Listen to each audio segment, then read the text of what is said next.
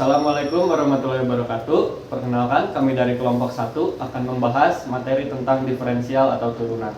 Sebelum kami membahas materi, alangkah baiknya kita perkenalkan diri terlebih dahulu. Perkenalkan, nama saya Muhammad Aska Fasya Pratama dengan NIM 101234452. Perkenalkan, nama saya Mojinafi Sajar dengan NIM 101234446. Perkenalkan, saya Raffi Rahmat dengan NIM 10123437. Perkenalkan, nama saya Min Ardiansyah dengan NIM 101234463. Perkenalkan, nama saya Sukma Novian Ditulak dengan NIM 10123445. Pada kesempatan kali ini, saya akan menjelaskan sejarah dan penemu diferensial. Turunan merupakan salah satu cabang diferensial kalkulus. Maka dari itu, perkembangannya sangat berhubungan erat dengan kalkulus.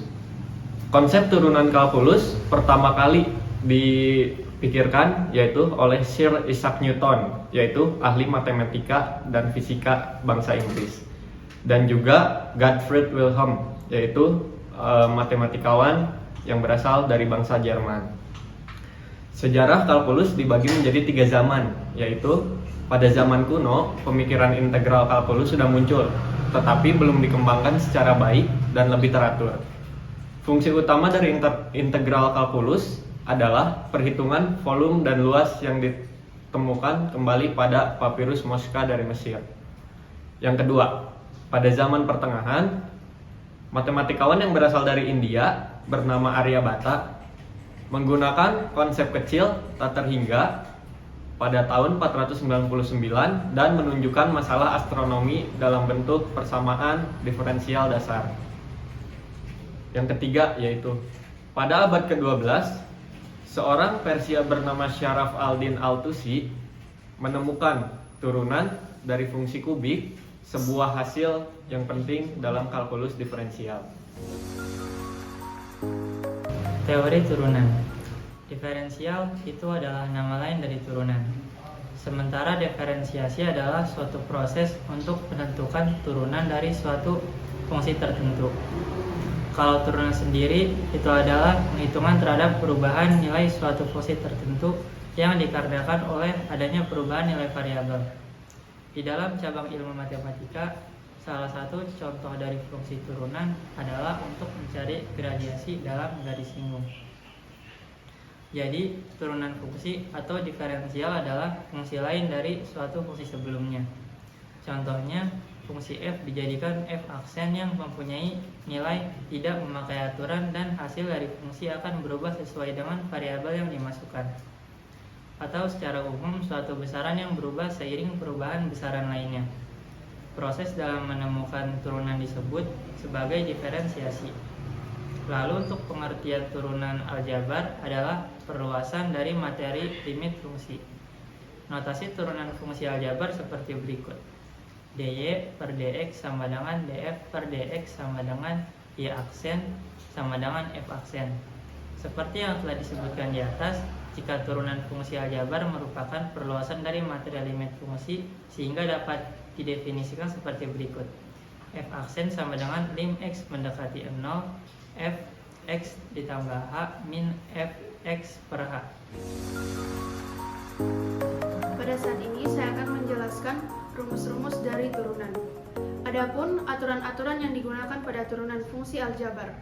Yang pertama, jika y sama dengan konstan, maka y aksen sama dengan 0. Contoh fungsi aljabar yang pertama, jika y sama dengan 5, maka y aksennya sama dengan 0. Jika y sama dengan x, maka y aksen sama dengan 1. Contoh kedua dari fungsi aljabar yang kedua, jika y sama dengan x, maka y aksennya sama dengan 1. Jika y sama dengan konstan dikali x, maka y aksen sama dengan konstan.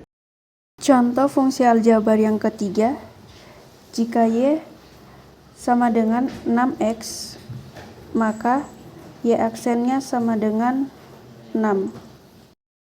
Jika y sama dengan konstan dikali x pangkat n, maka y aksen sama dengan n dikali konstan dikali x pangkat n dikurang 1. Contoh fungsi aljabar yang keempat, jika Y sama dengan 4x pangkat 3, maka Y aksennya sama dengan 3 dikali 4 dikali X pangkat 3 dikurang 1. Maka Y aksennya sama dengan 12x pangkat 2. Adapun rumus-rumus fungsi pada beberapa bentuk. Yang pertama, jika Y sama dengan A plus minus B, maka Y aksen sama dengan A aksen plus minus B aksen. Contoh soal dari bentuk yang pertama, Vx sama dengan X dikurang 5 dikali X ditambah 7. Tentukan turunan pertama. Menentukan turunan pertama dari X dikurang 5 dikali X ditambah 7. Maka turunannya Fx sama dengan X kuadrat ditambah 2X dikurang 35 sama dengan 2X dikali 2 dikurang 1 ditambah 2 dikurang 0 sama dengan 2X ditambah 2, maka F aksennya sama dengan 2. Yang kedua, jika Y sama dengan A dikali B, maka Y aksen sama dengan A aksen dikali B ditambah A dikali B aksen. Contoh soal bentuk 2, Vx sama dengan 3x ditambah 4 dikali 8 dikurang x. Tentukan V aksen x. Kita misalkan A 3x ditambah 4, maka A aksennya sama dengan 3. Dan B sama dengan 8 dikurang x, maka B aksennya sama dengan min 1. Kemudian cari F aksennya. F aksen sama dengan, masukkan di rumus A aksen dikali B ditambah A dikali B aksen sama dengan 3 dikali 8 dikurang X ditambah 3X ditambah 4 dikali min 1. Maka 24 dikurang 3X dikurang 3X dikurang 4. Maka F aksennya sama dengan 20 dikurang 6X. Jika Y sama dengan A dikali B dikali C, maka Y aksen sama dengan A aksen dikali B dikali C ditambah A dikali B aksen dikali C ditambah A dikali B dikali C aksen.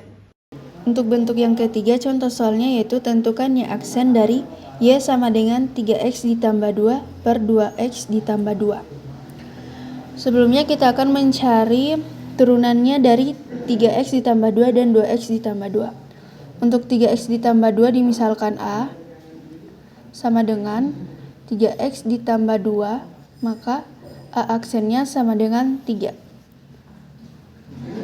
Untuk 2X ditambah 2 dimisalkan B, maka 2X ditambah 2, B aksennya sama dengan 2.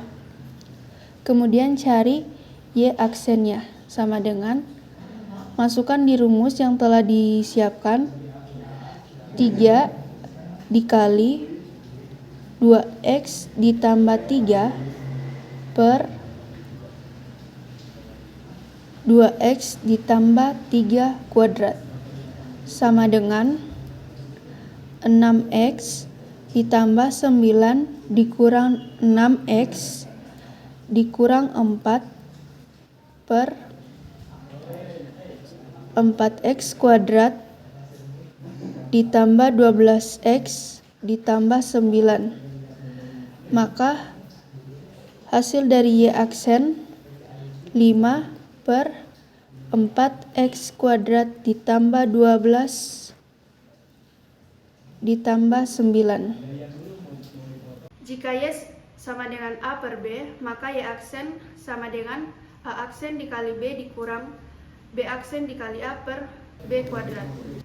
Untuk soal bentuk yang keempat, Y sama dengan X dikurang 2 pangkat 3, tentukan Y aksennya. Maka X dikurang 2 dimisalkan A sama dengan X dikurang 2 pangkat 3, maka A aksennya sama dengan 1. Sekarang kita cari Y aksennya sama dengan, masukkan di rumus N dikali A pangkat N dikurang 1 dikali N aksen sama dengan 3 dikali X dikurang 2 pangkat 3 dikali 1 sama dengan 3 X dikurang 2 pangkat 2. Jika Y sama dengan A pangkat N, maka Y aksen sama dengan N dikali A pangkat N dikurang 1 dikali N aksen.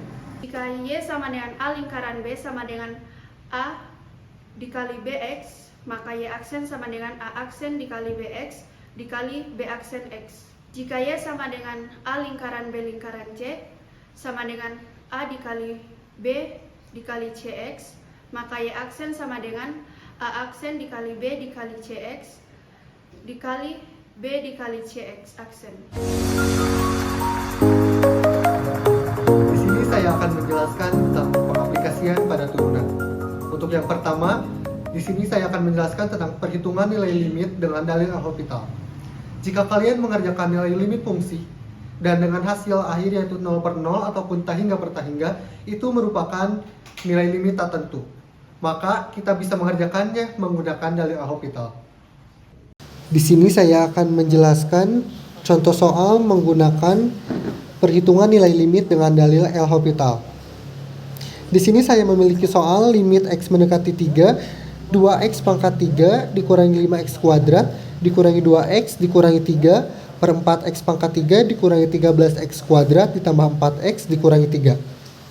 Kita akan membuktikan terlebih dahulu bahwa dari soal tersebut akan menghasilkan 0 per 0.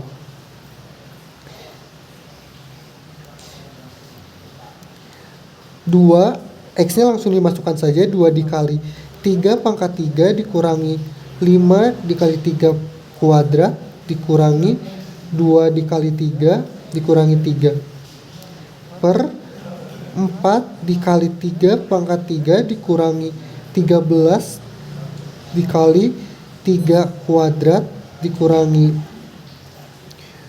4 dikali 3 dikurangi 3. Maka hasilnya akan 54 dikurangi 45 dikurangi 6 dikurangi 3 per 108 dikurangi 117 ditambah 12 dikurangi 3. Jika kita jumlahkan ini, maka akan menghasilkan 0 per 0. Di sini kita harus menggunakan dalil L'Hopital dikarenakan hasil akhirnya 0 per 0. Untuk yang kedua, saya akan menjelaskan besaran pada kinematika gerak.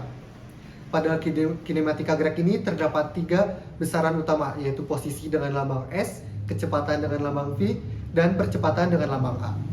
Besaran tersebut dapat dibentuk persamaan yang nilainya dapat berubah terhadap waktu atau T. Kecepatan dengan lambang V memiliki rumus V sama dengan S aksen sama dengan ds per dt.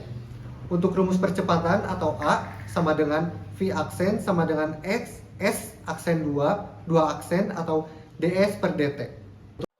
Untuk contoh soal yang kedua, kita memiliki soal tentukan kecepatan dan percepatan pada T sama dengan 1 second dari fungsi posisi S sama dengan 2T kuadrat ditambah 3T dikurangi 5. Untuk pengerjaannya kita harus turunkan terlebih dahulu fungsi dari posisi ini, yaitu menjadi S sama dengan S aksen 2 dikali 2T 2 dikurangi 1 ditambah 3T. Karena 3T kita langsung saja menjadi 3 turunannya dikurangi 55 berarti 0 karena bernilai konstan. Lalu kita jumlahkan menjadi 4 T. Ini harusnya menjadi T 1 dikurangi 1.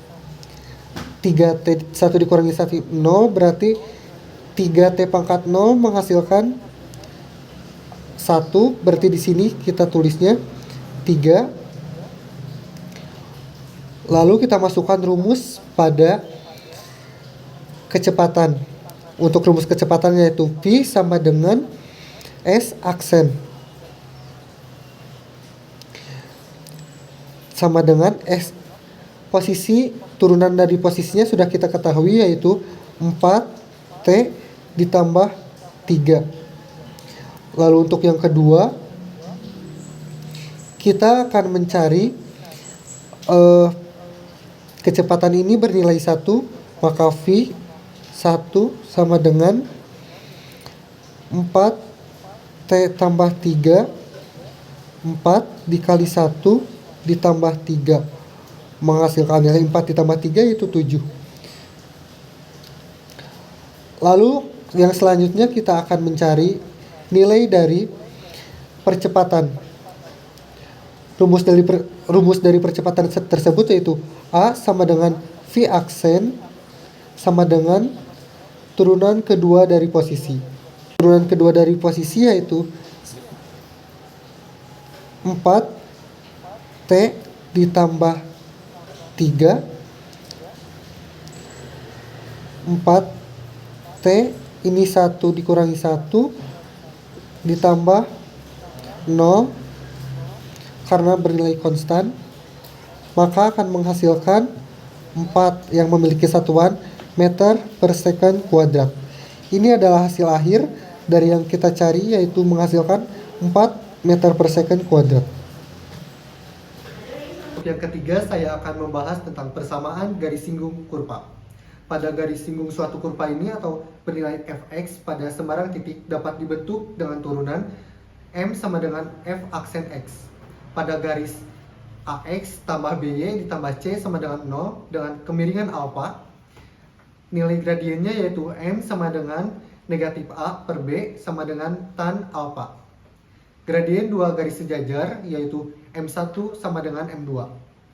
Untuk gradien dua garis tegak lurus yaitu M1 sama dengan 1 per M2.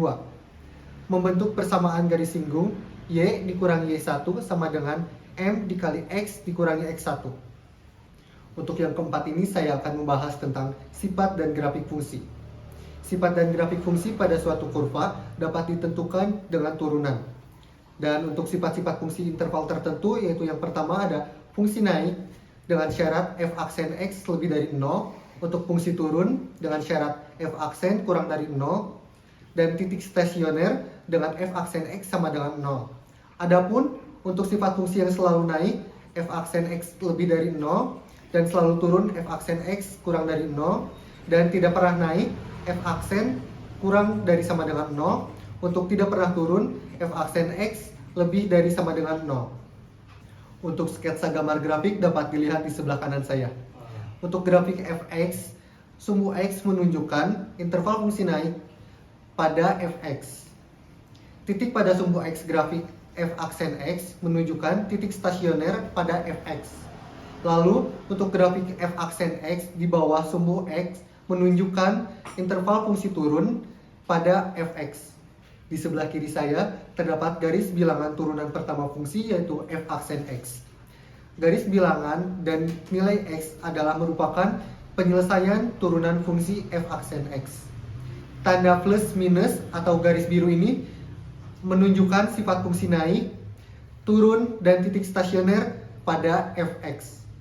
Untuk yang kelima ini atau yang terakhir saya akan menjelaskan mencari nilai maksimum dan minimum pada suatu fungsi kurva. Adapun langkah-langkah yang harus kita lakukan yaitu yang pertama, menentukan nilai titik A dan B, FA dan FB. Untuk yang kedua, menentukan titik-titik dan nilai-nilai stasioner pada interval tersebut. Lalu yang terakhir yaitu menentukan yang mana nilai maksimum atau nilai terbesar dan nilai minimum atau nilai yang terkecil dari semua nilai di atas.